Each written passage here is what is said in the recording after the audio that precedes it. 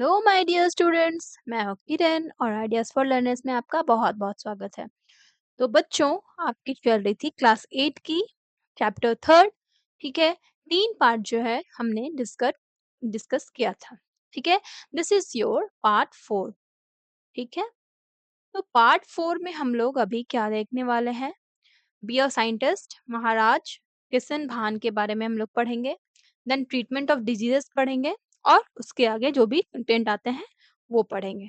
ठीक है, तो आज हम लोग ये वाला पार्ट करते हैं। ओके, जिन्होंने लाइक शेयर सब्सक्राइब नहीं किया हो वो कर लेंगे, है ना। चलिए अब बढ़ते हैं आगे। ये जो है एक साइंटिस्ट है, डॉक्टर महाराज किशन भान। ठीक है, ये वेल नोन साइंटिस्ट हैं। कहाँ के? इंडिया के। ठीक है, एक डॉक्टर है और साइंटिस्ट है। ठीक है, now as a secretary of the Department of Biotechnology, he helped promote science and innovation in India. इन्होंने सेक्रेटरी होने के कारण बायोटेक्नोलॉजी डिपार्टमेंट में एक सेक्रेटरी होने के तौर पे इन्होंने हेल्प किया, किसे प्रमोट किया, किसे? साइंस को और इनोवेशंस को। ठीक है, जो हमारे इंडिया में जो साइंस का स्टेट मतलब पोजीशन है उसको और इनोवेशंस को इन्होंने प्रमोट किया। ठीक है, और ऊपर इनको बढ़ाने में हेल्प किया। ठीक है, now he played a key role in developing the rotavirus vaccine. इनको हम लोग मेनली क्यों जान रहे हैं? क्योंकि इन्होंने जब रोटा वायरस वैक्सीन डेवलप हो रहा था, ठीक है, तो उसमें इनका एक ग्रेट रोल ये प्ले किए थे। ठीक है, मतलब इनके थ्रू, इनके हेल्प के थ्रू रोटा वायरस वैक्सीन जो है आपका डेवलप हुआ। ठीक है, ये रोटा वायरस वैक्सीन क्या करते हैं? ये डायरिया से बच्चों को प्रोटेक्ट करते हैं, which protects the children from diarrhea. Now, he believed in using research to create affordable healthcare and made a big difference in India's health and biotechnology sectors. इन्होंने इंडिया के हेल्थ और biotechnology में sectors में अपना कुछ research करके अपना योगदान दिया, जिससे कि उनमें पहले के थ्रू अभी मतलब अब के टाइम में कुछ डिफरेंसेस आए, बड़े डिफरेंसेस आए। ठीक है, उनके अपलिफ्टमेंट के लिए। ठीक है, मतलब उनमें प्रोग्रेस प्रोग्रेस किया गया। ठीक है, थ्रू हिज हेल्प। ओके, महाराज कृष्ण भान के हेल्प से ये सभी चीजों में अपलिफ्टमेंट हुआ है। ठीक है, चलिए अब ट्रीटमेंट ऑफ डिजीजेस के बारे में हम लोग देखते हैं कि डिजीज को ट्रीट कैसे करें, है ना। तो if our immune system fails to protect us against an infectious disease, अगर हमारा इम्यून सिस्टम, तो आप जानते हो कि हमारा इम्यून सिस्टम जो है किसी भी डिजीज, कोई भी डिजीज का बैक्टीरिया वायरस अटैक करता है तो हमारा इम्यून सिस्टम जो है उसके अगेंस्ट अटैक करके उसको बैक्टीरिया को किल करता है और फिर हम लोगों को उस डिजीज से बचाता है। और अगर हमारा इम्यून सिस्टम ही फेल हो जाए उससे लड़ने के लिए, उससे अगर हमारे इम्यून सिस्टम के पास वैसा क्षमता नहीं हो, एबिलिटी नहीं हो कि वो उस डिजीज से, उस इन्फेक्शियस डिजीज से लड़े, ठीक है, या फिर हमें बचा सके, तब आप क्या करोगे? तब क्या है, ऑटोमेटिकली कोई भी इंसान जो है वो इल हो जाएगा, वो सिक हो जाएगा, वी फॉल इल, और हम लोगों को डॉक्टर के पास जाना पड़ेगा। तो डॉक्टर क्या करते हैं कि हमारा इम्यून सिस्टम फेल ना हो, हमारा इम्यूनिटी जो है बूस्ट करे, इसके लिए हमें एंटीबायोटिक्स देते हैं। ठीक है, मेडिसिन देते हैं जिनको कहा जाता है एंटीबायोटिक्स। एंटीबायोटिक्स क्या करते हैं? ये बैक्टीरिया को किल कर देते हैं, जो भी बैक्टीरिया जो डिजीज कॉज करते हैं उनको किल कर देते हैं। ठीक है, antibiotic work only against bacterial infections. Antibiotics का वर्क क्या रहता है? सिर्फ बैक्टीरियल इन्फेक्शंस को, उसके अगेंस्ट वो वर्क करते हैं, मतलब सिर्फ बैक्टीरिया को किल करते हैं। एंटीबायोटिक्स से वायरसेस को हम लोग किल नहीं कर सकते। ठीक है, और प्रोटोजोआ से भी जो डिजीज कॉज हो रहा है उसको भी एंटीबायोटिक्स के थ्रू किल नहीं किया जा सकता, उनसे ठीक नहीं होते हैं। ठीक है, एंटीबायोटिक्स का क्या टारगेट होता है?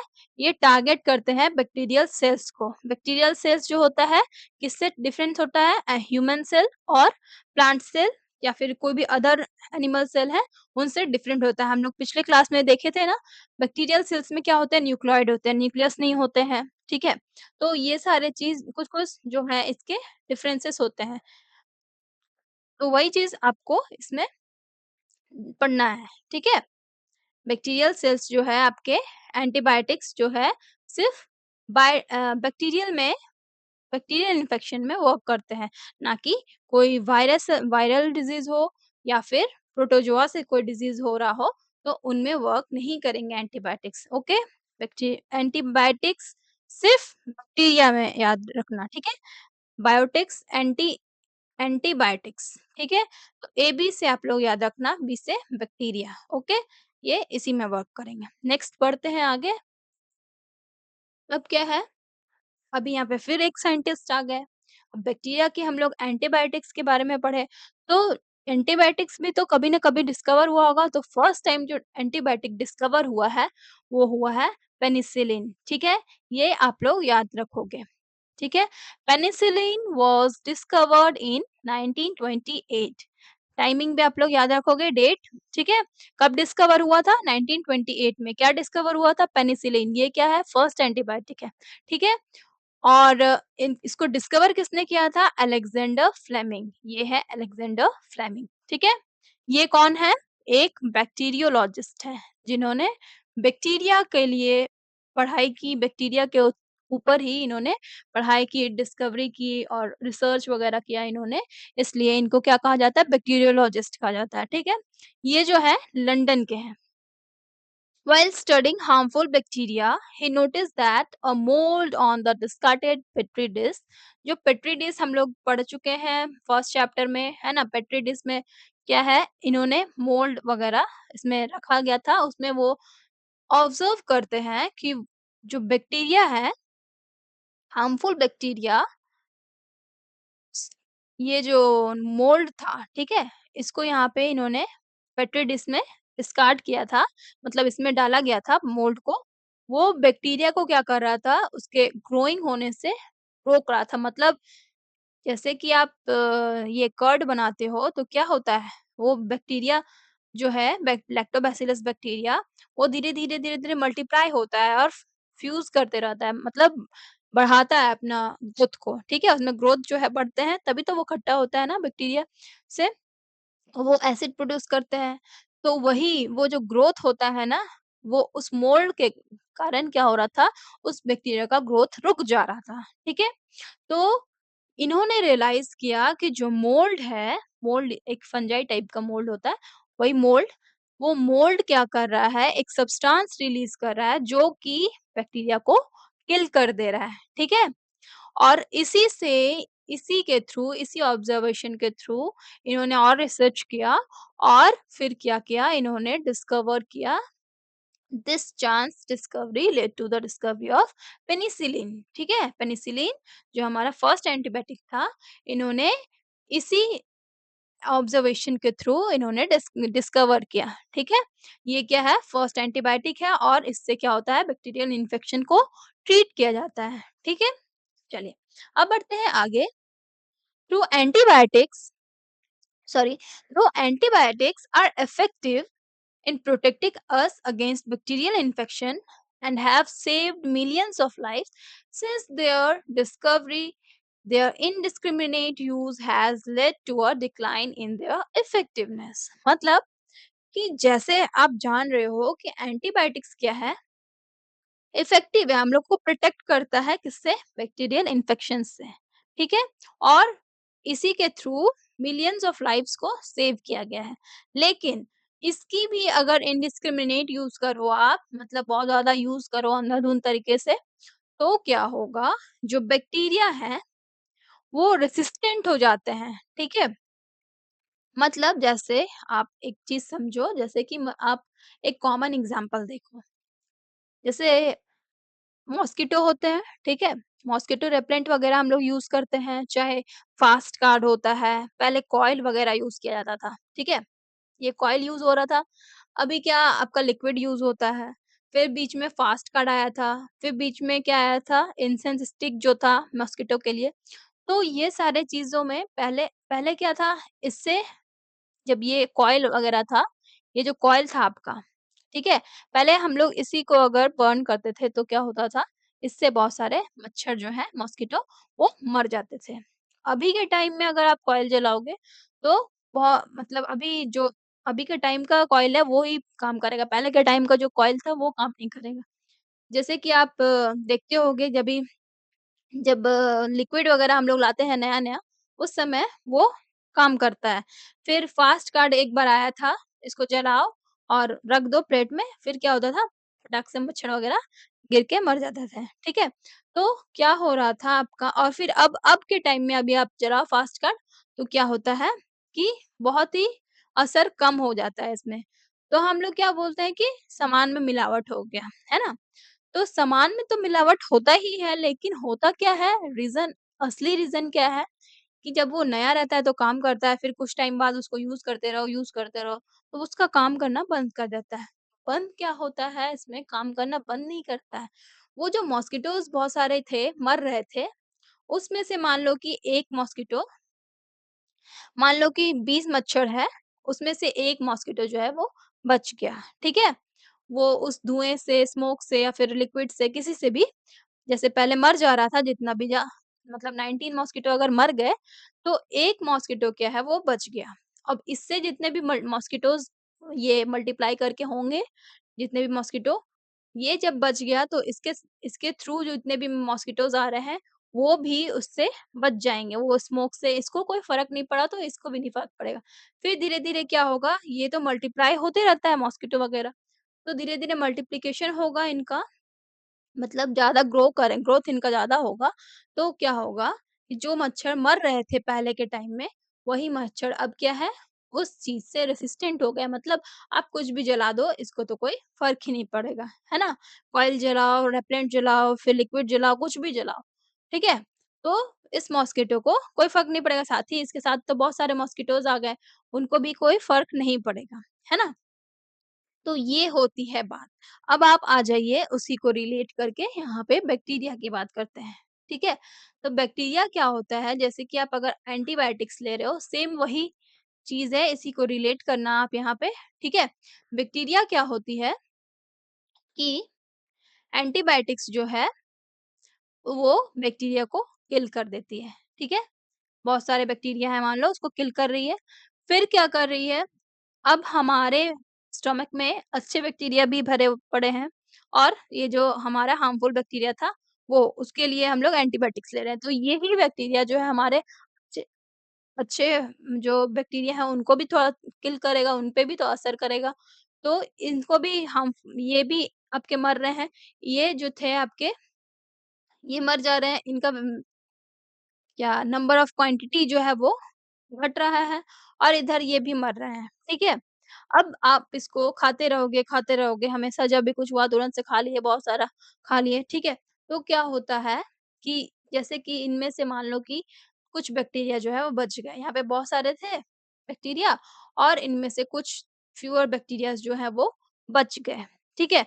फिर वो बैक्टीरिया क्या होंगे मल्टीप्लाई करेंगे, बहुत सारे बैक्टीरिया को ग्रोथ होगा, तो क्या होगा कि ये जो बैक्टीरिया होंगे वो रेसिस्टेंट हो जाएँगे। रेसिस्टेंट मतलब किसी भी चीज़ से रोकना होता है। रेसिस्टेंट मतलब होता है कि कोई भी चीज़ का रोकना, trying to prevent something happening, ठीक है? तो अब आप एंटीबायोटिक्स दो या फिर कुछ भी दो, तो ये बैक्टीरिया जो है वो नहीं मरेंगे, है ना? और इनसे प्रोड्यूस जो हो रहे हैं नए-नए बैक्टीरिया वो भी नहीं मरेंगे, वो लोग रेसिस्टेंट हो चुके हैं इनसे एंटीबायोटिक्स से। तो क्या होता है, इसी को कहा जाता है एंटीबायोटिक रेसिस्टेंस, ठीक है? अभी क्या हो रहा है इंडिस्क्रिमिनेट यूज़ हो रहा है, कभी भी आप लोग कभी भी कुछ होता है थोड़ा-सा तो खा लेते हो एंटीबायोटिक्स, तो ऐसा भी नहीं करना है। इससे भी हमें क्या हो रहा है बैक्टीरिया जो है रेसिस्टेंट हो जा रहे हैं एंटीबायोटिक रेसिस्टेंट, ठीक है? तो आपको लिमिटेड यूज़ में ही एंटीबायोटिक्स लेने हैं, ठीक है? Nowadays there are news headlines about antibiotic resistance, a phenomenon where bacteria that were earlier killed by a given antibiotic are found to survive and multiply despite treatment with that antibiotic. ठीक है? अभी क्या हो रहा है ऐसा news headlines में आया आया है कि जो बैक्टीरिया जो है वो मर रहे थे किसी एंटीबायोटिक्स को देने के कारण, अब वही बैक्टीरिया जो है वो सर्वाइव कर ले रहे हैं और साथ ही मल्टीप्लाई कर रहे हैं, ओके? मल्टीप्लाई कर रहे हैं और कोई भी एंटीबायोटिक मतलब ट्रीटमेंट के लिए दिया जा रहा है, वो उसमें असर नहीं कर रहा है। दिस मेक्स इसको पहले कंप्लीट किया जाए, उसके बाद आपको वो फिगर में बता रही हूँ। This makes common infections harder to treat and increases the risk of complications, prolonged illness and even death. इससे क्या हो रहा है कि जो बैक्टीरिया जो है वो तो मर नहीं रहा है, तो इससे क्या है कॉमन इन्फेक्शन जो है उसको दिक्कत हो रही है ट्रीट करने में, उसको ठीक करने में दिक्कतें आ रही हैं, ठीक है? और इससे क्या हो रहा है बैक्टीरियल इन्फेक्शंस तो रोज़ का रोज़ बढ़ ही रहा है डे बाय डे और एंटीबायोटिक्स उसको किल नहीं कर पा रहे बैक्टीरिया को, तो क्या होगा इससे कॉम्प्लिकेशंस के रिस्क बढ़ेंगे, प्रोलॉन्ग्ड इलनेस यानी कि इलनेस जो है आपके उनका टाइम बढ़ जाएगा इलनेस का, ठीक है? और इवन डेथ भी हो जाता है उनके वजह से, ठीक है? तो चलिए आप इस फिगर को देखकर समझ लीजिए। Yes, how antibiotic resistance spread in the community, ठीक है? एंटीबायोटिक रेजिस्टेंस स्प्रेड कैसे होता है कम्युनिटी में? इसमें क्या है एंटीबायोटिक्स ले रहे हैं, taking antibiotics when they are not required, जब जरूरत नहीं है उस समय ले रहे हैं, तो क्या हो रहा है development of resistance in a human body में रेजिस्टेंस डेवलप हो रहा है, ठीक है? उससे क्या हो रहा है may have serious illness and get care at a hospital. यहाँ पे इनको इनका बॉडी जो है रेसिस्टेंट हो गया, मतलब बैक्टीरिया यहाँ पे किल नहीं कर पा रहे हैं, ठीक है? एंटीबायोटिक रेसिस्टेंट हो गया है। फिर इनको क्या हुआ कि सीरियस इलनेस हो गया है और वो हॉस्पिटल उनको ले जाया गया, ठीक है? अब क्या हुआ कि जो बैक्टीरिया थे वहाँ हॉस्पिटल में भी उन्होंने ट्रीट नहीं कर पाया क्योंकि जो एंटीबायोटिक्स अगर वो दे रहे हैं तो क्या हो रहा है बैक्टीरिया तो किल हो नहीं रहा है, तो यहाँ भी इनको फ़ायदा नहीं हो पा रहा है।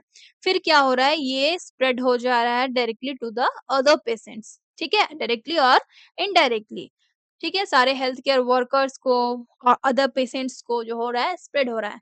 फिर क्या होगा? इस तरह अगर होगा तो इनको तो हॉस्पिटल से बाहर निकलना ही है। तो इनको भई आप निकल जाओ भई, मेरे हॉस्पिटल को भी आप लोग आपने खराब कर दिया, हमारे पेशेंट्स को भी आपने डिज़ीज़ डिज़ीज़ बन मतलब डिज़ीज़ बना दिया, इस हॉस्पिटल को डिज़ीज़ फ्री था, उसको डिज़ीज़ में कन्वर्ट कर दिया। ठीक है? तो आप तो भाई चले जाओ, अपने घर चले जाओ। तो यहाँ क्या हुआ आपका स्प्रेड हो गया डायरेक्टली हॉस्पिटल में, तो ये जो बंदा है वो चला गया घर। अब घर में जाते ही क्या होगा वो अपने आस-पड़ोस के लोगों को, ठीक है? अपने घर के लोगों को, घर से फिर आस-पड़ोस के लोगों को धीरे-धीरे क्या करेगा, स्प्रेड कर देगा वो डिज़ीज़ को, वो बैक्टीरिया को फैल जाएगा, ठीक है? और ये भी क्या होगा एंटीबायोटिक्स लेंगे तो काम नहीं करेगा। और इधर अगर एनिमल्स की बात करें, तो एनिमल्स में भी क्या होता है डेवलप हो जाता है रेज़िस्टेंट, ठीक है? बैक्टीरिया वाला। तो क्या होगा, ये कुछ भी जैसे खा रहे हैं, पी रहे हैं, इनसे जो भी प्रोडक्ट्स बन रहे हैं, उनसे क्या होगा, ये यही प्रोडक्ट्स तो क्या होता है, हमारे हमारे लिए होता है, हम लोग यूज़ करते हैं, हम लोग लेते हैं, we intake products by animal, ठीक है? तो इस तरह से हमारे में ट्रांसफ़र होगा इनका इन्फेक्शन और इसी तरह से इनके जो डंग वगैरह हैं, ठीक है? जो सॉइल वगैरह में हम लोग मैन्योर के रूप में डालते हैं, जैसे काऊ डंग ये सब होता है ना, वो उसको मैन्योर फर्टिलाइज़र के रूप में हम लोग डालते हैं। उससे क्या होगा हमारा क्रॉप्स जो है वो भी उसमें स्प्रेड होगा, क्रॉप्स में आ गया और क्रॉप्स से हमारे डाइजेस्टिव सिस्टम में आएगा, ठीक है? तो क्रॉप्स को हम लोग खाएँगे ना, खाएँगे तो वही हमारे डाइजेस्टिव सिस्टम में आएगा, तो इसी तरह से ये जो है एक साइकिल चलता है, ठीक है? और इधर से अब बैक्टीरिया इधर से हमें आ रहा है और इस तरह से भी ये साइकिल चल रहा है कि ये मूव करते जा रहा है, मतलब बैक्टीरिया जो है वो बैक्टीरियल इन्फेक्शन जो है वो बढ़ते जा रहे हैं। तो इस तरह से हम लोग क्या होता है हमारे स्प्रेड हो जाता है पूरा सोसाइटी में, हमारे कम्युनिटी में जो है स्प्रेड हो जाता है एंटीबायोटिक रेसिस्टेंट, ठीक है? तो आप कोई भी एंटीबायोटिक लोगे तो क्या होगा बैक्टीरिया आपका किल होगा ही नहीं। इसलिए ज़रूरत से ज़्यादा आपको मेडिसिन भी नहीं लेनी चाहिए, ठीक है? जितना प्रिस्क्राइब्ड होता है उतना ही। नाउ अब क्या है, लेट अस इन्फो ये देखते हैं। Study the infographic given in the figure 3.5 B. ठीक है, ये आपका है ना 3.5 बी, आपको ये स्टडी करना है और क्या देखना है। Now how do you think the antibiotic resistance had been developed in bacterial pathogens? What precautions may be taken to reduce the antibiotic resistance? ठीक है, आपको इसमें स्टडी करके आपको ये फिगर जो है वो स्टडी करना है और आपको देखना है, इसमें पता करना है कि कैसे बैक्टीरियल पैथोजन के लिए एंटीबायोटिक रेसिस्टेंट हो जा रहा है हमारा बॉडी। ठीक है, और हम लोगों को क्या प्रिकॉशंस लेने चाहिए ताकि हमारा एंटीबायोटिक रेजिस्टेंट जो हो रहा है बॉडी, उसको हम लोग घटा सके, उसको हम लोग रिड्यूस कर सके, उसको हम लोग डिक्रीज कर सके। ठीक है, to tackle the problem of antibiotic resistance we must use antibiotics wisely. ठीक है, हम लोग अगर तरीके से एंटीबायोटिक्स को यूज करें तो हम लोग इससे जो एंटीबायोटिक रेजिस्टेंस का प्रॉब्लम था उसको हम लोग रिड्यूस कर सकते हैं। ठीक है, only when prescribed bye a doctor in the correct dose और फॉर द राइट ड्यूरेशन।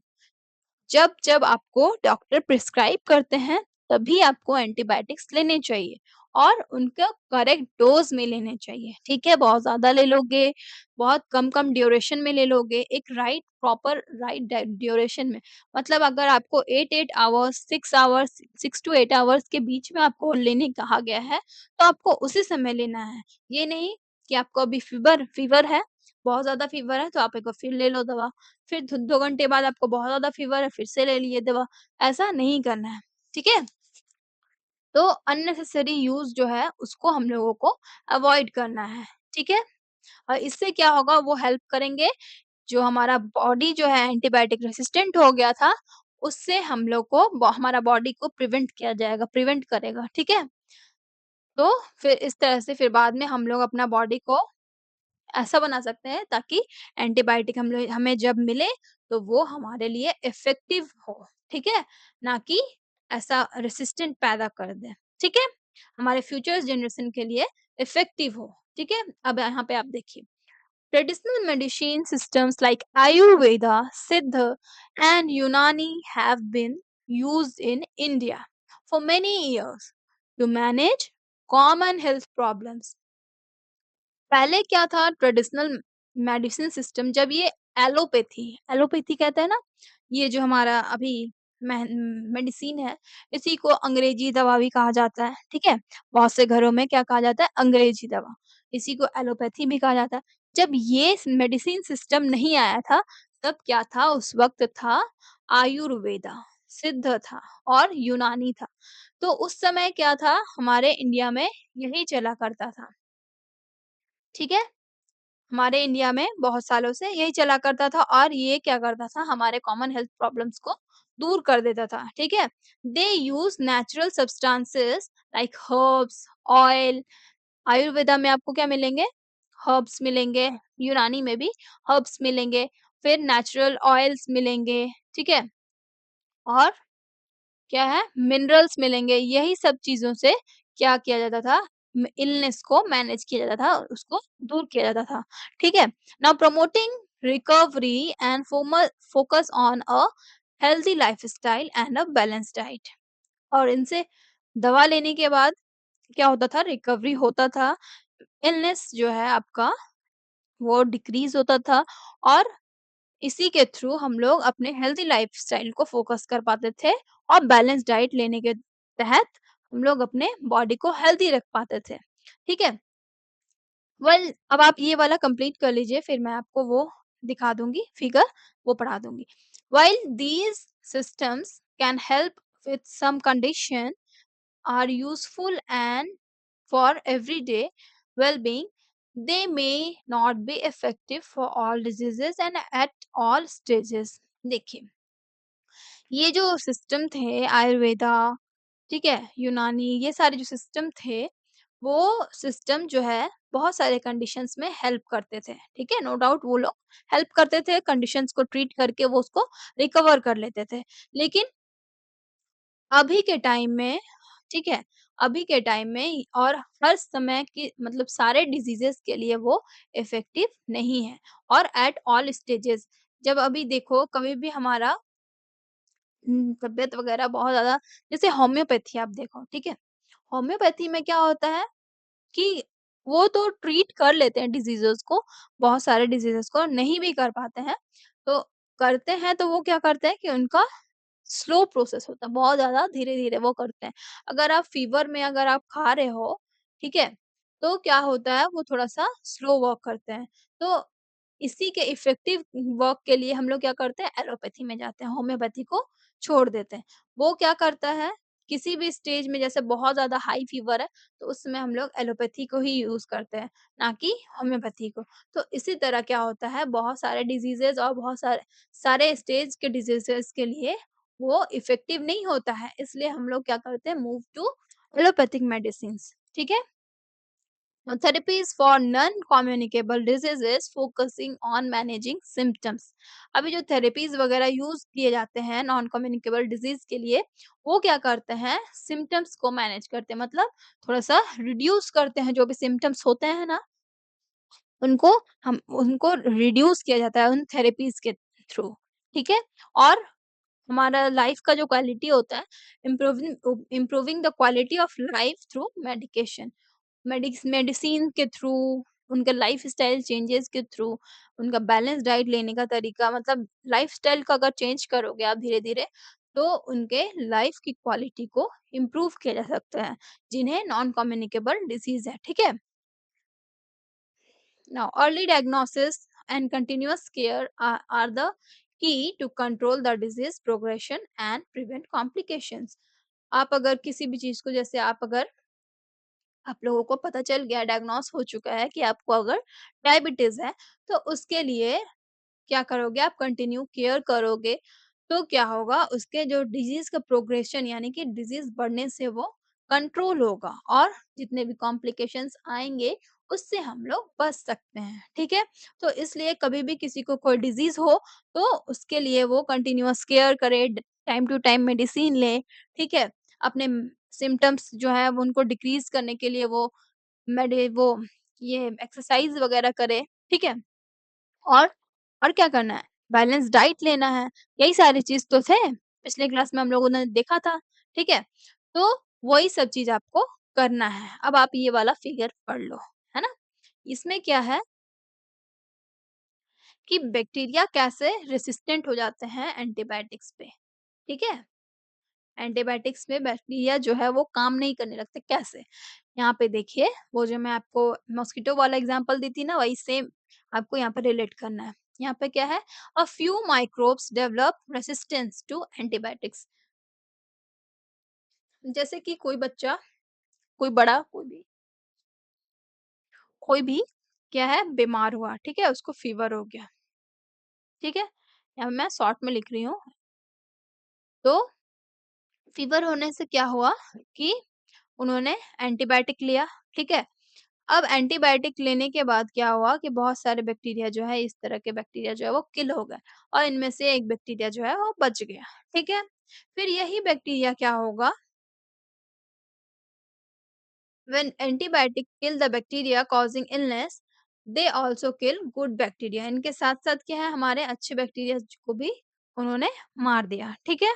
वही जो मैं बताई थी अभी थोड़ी देर पहले, जो हमारे बॉडी को प्रोटेक्ट कर रहे थे किसी इन्फेक्शन से, उनको भी वो उस एंटीबायोटिक ने किल कर दिया। उस जो बैक्टीरिया हमारा इलनेस पैदा कर रहा था, कॉज़ कर रहा था, उसको भी मार दिया और अच्छे बैक्टीरिया को भी मार दिया।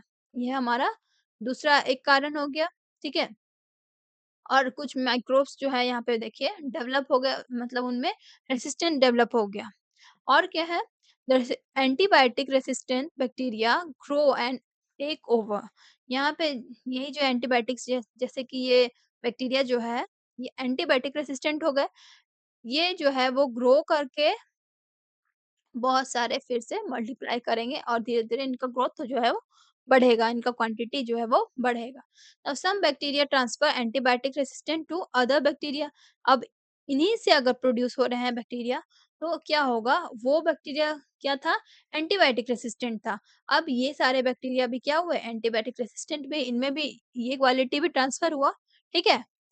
और इससे क्या होगा, दे कॉज़ मोर प्रॉब्लम्स। नाउ अब ये देखिए, ये था आपका बैक्टीरिया का कहानी, ठीक है? ये बैक्टीरिया का कहानी था। अब अगर आप देखो, I need auto antibiotic for my mother, she has a sore throat and a fever, ठीक है? ये जो बच्चा है, वो जाता है, ठीक है? ये जो बच्चा है, वो जाता है अपनी मदर के लिए मेडिसिन लेने के लिए, यानी कि एंटीबायोटिक लेने के लिए। वो बोलता है कि मेरी मम्मा को थ्रोट में और फीवर है, थ्रोट में प्रॉब्लम है, ठीक है? सोर थ्रोट है और फीवर है। तो ये जो मेडिकल वाला रहता है, वो क्या बोलता है, you must get a prescription from a doctor.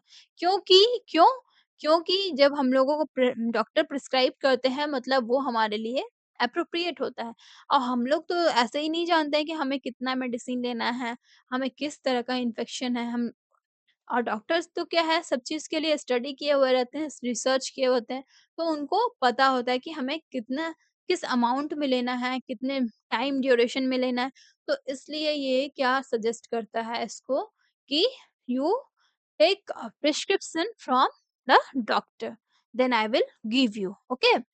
अब यहाँ पे क्या है, ये जो है, ठीक है, यहाँ पे आपको कैटल को प्रॉब्लम हो रही है, तो यहाँ पे पूछा जा रहा है कि are you giving antibiotics to your cattle? तो ये बोलती है, no I am not using any antibiotics. क्यों यूज करेगी भाई? इनको अगर किसी भी चीज से अगर दिक्कत होगी तभी तो ये बताती है कि नहीं, मैं एंटीबायोटिक्स नहीं यूज करती हूँ।